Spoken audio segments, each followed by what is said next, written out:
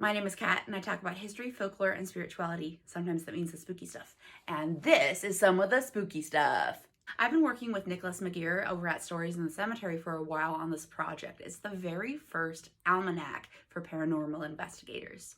So down in Charleston, South Carolina, Stories in the Cemetery, aka SITC, has been doing something really interesting for the past couple of years. They have been tracking and compiling all of this data from their paranormal investigations. Not just, how many ghosts did they see or interact with, but things like the moon phases, the temperatures, how many people were on the investigation.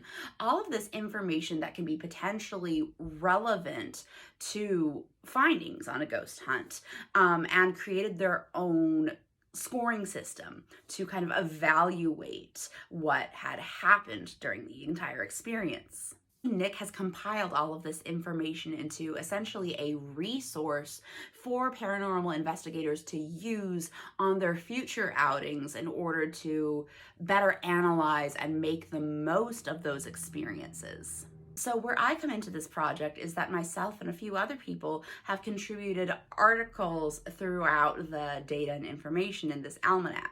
One person's article is about his experience coming into his own as a medium and a psychic. Another article takes a more scientific approach. It's about UV rays and their potential effects on spirits. There's articles about different technology and devices and methods and how all of these things work together.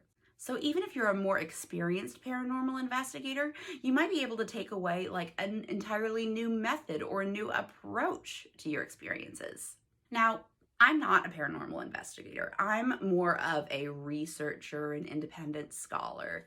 My tagline is Kat the Spooky Scholar, not Kat the Ghost Hunter.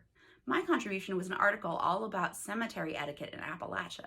The idea behind the piece is that even if you don't particularly subscribe to those superstitions or folklore, or even if you're not local to Appalachia, it's still really important for investigators to be cognizant of the beliefs and culture and history of the place they are researching and investigating.